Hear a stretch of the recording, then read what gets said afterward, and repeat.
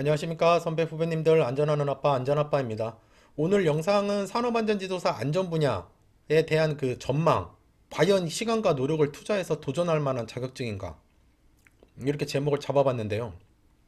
제 영상을 꾸준히 보시는 분들은 아시겠지만 제가 이제 안전 쪽으로 이렇게 경력이 높지가 않습니다. 그리고 뭐 여러 많은 선배님들 뭐 안전 쪽으로 뭐 10년, 20년 이렇게 하시고 뭐 기술사도 이제 2개 이상 소지하신 그런 분들에 비할 바는 안 돼서 제가 사실 이런 영상을 찍는 거를 되게 조심스러워해요.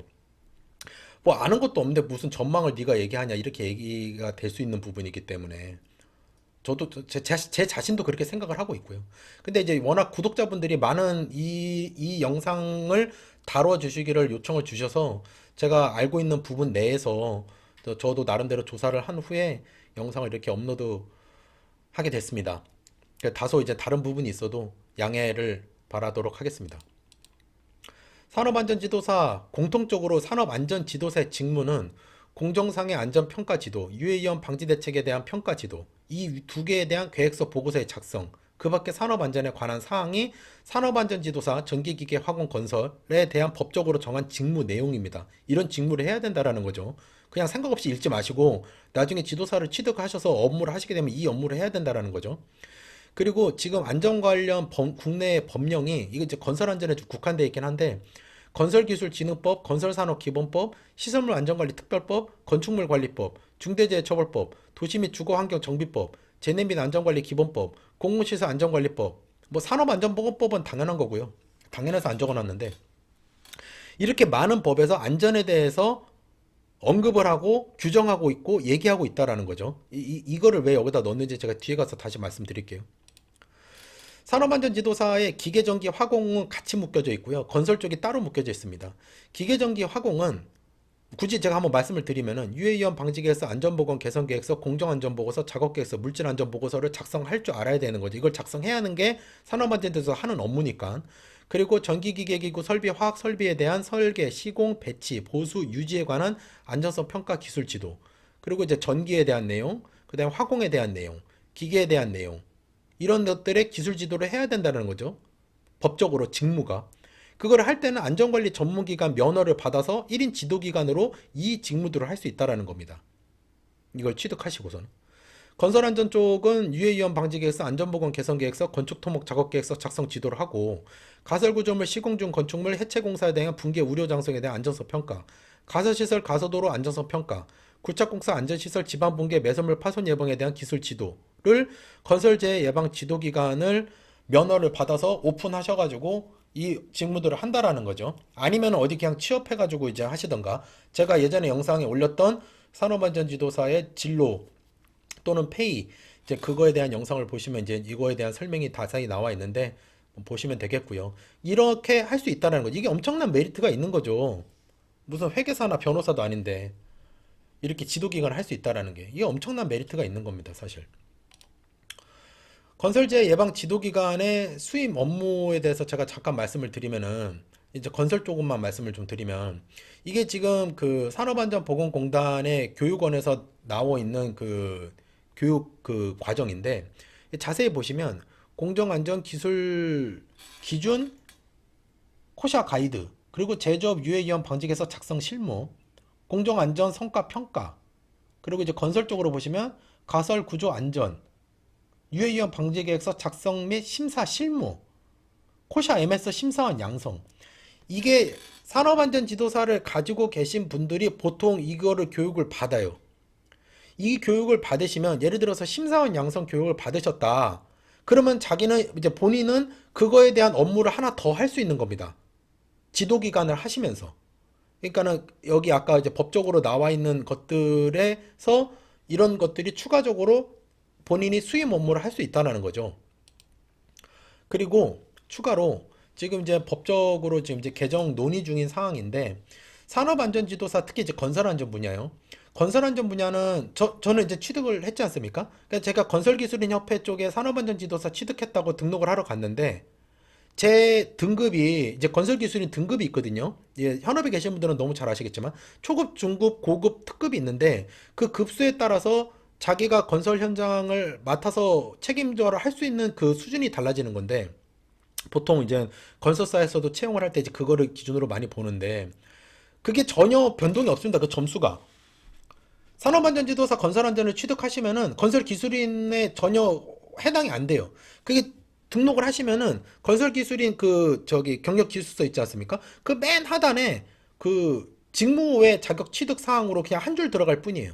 근데 지금 이게 지금 개정이 논의가 되고 있다라는 거죠. 제가 봤을 때 2023년 중에 어떻게 좀 결과가 나올 것 같은데 이게 이제 앞으로는 건설기술인으로 들어간다라는 거죠. 보시면은 이게 이제 고용노동부에서 답변이 온 내용인데 산업안전지도사 자격에 대해 관계기관의 의견 등을 종합적으로 검토한 결과 건설기술진흥법상 건설 관련 국가 자격으로 포함될 예정입니다. 그전에는 이게 기술 자격이 포함이 안 됐다. 이게 그냥 전문 자격이기 때문에 건설기술인이 이거를 따더라도 안전관리자나 아니면 뭐 공무에 계시든 공사에 계시든 계시는 분들이 이걸 따셔도 내가 지금 하고 있는 건설기술인 쪽에는 아무 관련이 없었어요, 이게.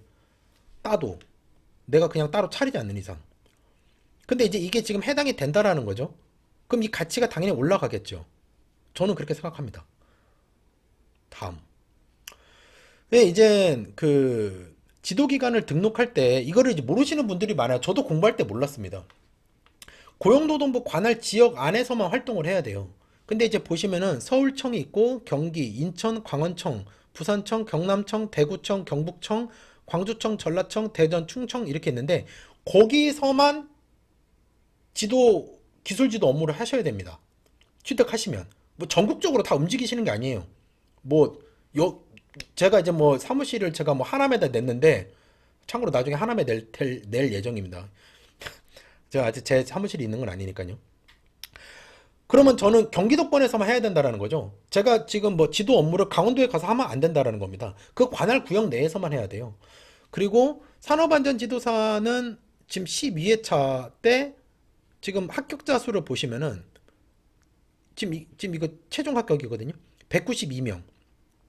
그리고 화공이 51명, 전기가 23명, 기계가 82명이 최종 합격을 하셨죠. 이게 지금 좀 높은 수치였는데 11회차나 10회차, 9회차 그 전 차수를 보면 얼추 보시면은 한 100명 내외로 항상 나왔어요. 그럼 이제 계속 지금 배출이 되고 있다라는 거죠. 그리고 현재 현업에 계시는 건설안전기술사 소지자가 제가 파악한 바에 의하면 1800명 정도 되십니다. 건설안전기술사 소지자가, 자격 취득자가. 그럼 그 1800명 중에 산업안전지도사를 같이 가지고 계시는 분도 있고 산업안전지도사를 안 가지고 계시는 분도 있겠죠. 그러면은 제가 말씀을 드리는 거는 뭐냐면 관할 구역 안에서만 움직이기 때문에 제가 열심히 영업을 하고 홍보를 하더라도 그 관할 구역 내에서만 공사 현장에 있을 경우에 거기에 지도계약을 맺고 수임을 받을 수 있다라는 거고 합격자 수는 계속 늘어날 거다. 응시생 수가 지금 폭발적으로 증가하고 있기 때문에 합격자 수는 당연히 시험이 어렵게 나올 거는 당연하거니와 시험은 계속 어렵게 나올 겁니다. 어렵게 나올 거니와 합격자 수도 덩달아 늘어날 것이다. 이게 앞으로의 전망과 가치 부분에 있어서 조금 걸림돌이 되지 않겠느냐 제가 판단했을 때. 하지만 결론을 말씀을 드리면 산업안전지도사는 제가 봤을 때 안전이라는 대한민국의 정책 방향과 트렌드에 있어서는 뭐 명확합니다. 저도 산업안전지도사 공부하기 전에 생각을 했을 거 아닙니까? 아, 이거 따가지고, 앞으로 이제 먹고 사는데 이게 괜찮을까? 뭐, 노후의 어떤 보장이 될까? 이런 생각을 했을 거 아닙니까? 저도, 당연히. 이거 어찌됐건 제가 애가 둘인데, 직장을 다니면서 애 둘 아빠가 이걸 공부를 한다는 것 자체에 엄청난 이 결심이 있어야 되는 거거든요.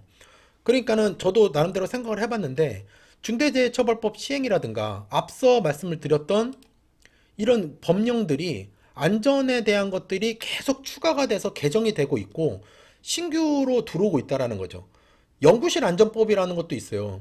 그로 인해서 연구실 안전관리사라는 것도 새로 생겼는데 2022년에 첫 1회차가 시행이 됐죠. 연구실 안전관리사가. 그러니까 그런 것들을 봤을 때 안전이라는 트렌드를 거스를 수 없다. 거스를 수 없다는 제 표현은 무슨 말이냐면 이쪽 산업이 계속 이쪽에서 돈이 돌아가는 산업일 수밖에 없다라는 거죠. 아시겠지만 중대재해처벌법 생기고 나서 안전가시설하는 업체들이 엄청 호황이에요. 왜냐면 안전가시설을 사전에 설치를 하라는 게 안전보건관리체계 구축의 핵심이거든요. 중대재해처벌법상. 그러면 안전가시설을 옛날에는 이제 야, 그 비싼 거 하지 말고 싼 걸로 해. 아니면은 뭐 하지 마.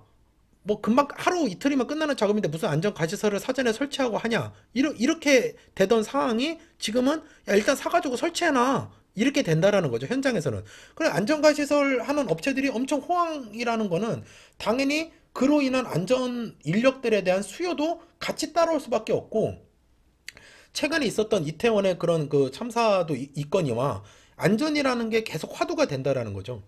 예전과 다르게. 그리고 대한민국은 이 영상을 보시는 분이 뭐 나이가 50, 60이시든 뭐 40, 30이시든 아시겠지만 출산율이 계속 떨어지잖아요. 대한민국 인구 자체가 계속 떨어지고 있어요. 그러면은 대한민국이 할 수 있는 방법은 노동 생산 인구를 지켜내려면 새로 애를 못 낳으면 있는 인구라도 지켜야 될 거 아닙니까? 그러면 그건 안전이거든요. 그럼 정책 방향은 안전이라는 트렌드로 갇혀 맞물려 갈 수밖에 없어요.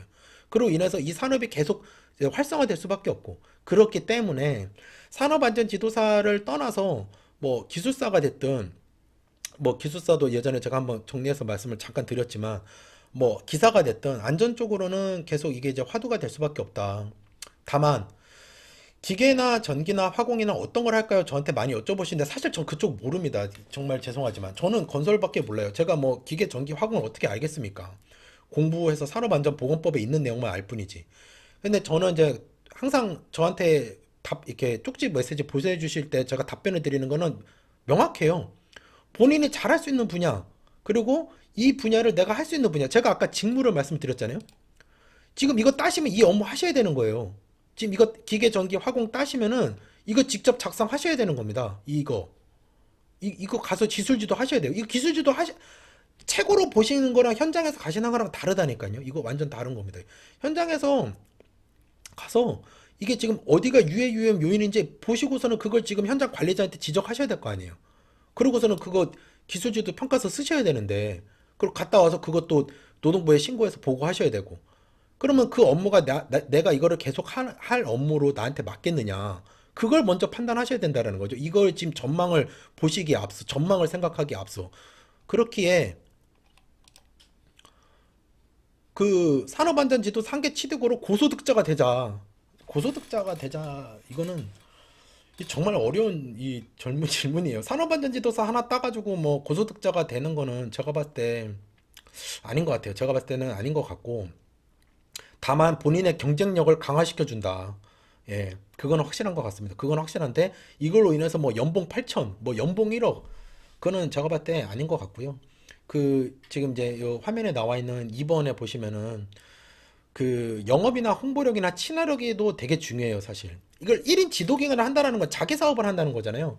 그러면 자기 관할 구역 내에서 어느 정도 자기가 확고한 그 영업력이나 홍보력이나 친화력이 있어야 계속 또 이제 불러줘가지고 지도 계약을 맺을 거 아닙니까? 그래야 뭐 이게 업이 이어지는 거죠. 그냥 지도사 사무실 하나 차렸다고 누가 전화 올 때까지 기다리고 그러면은 뭐 월 150 가져가는 거예요. 월 150, 250 이렇게.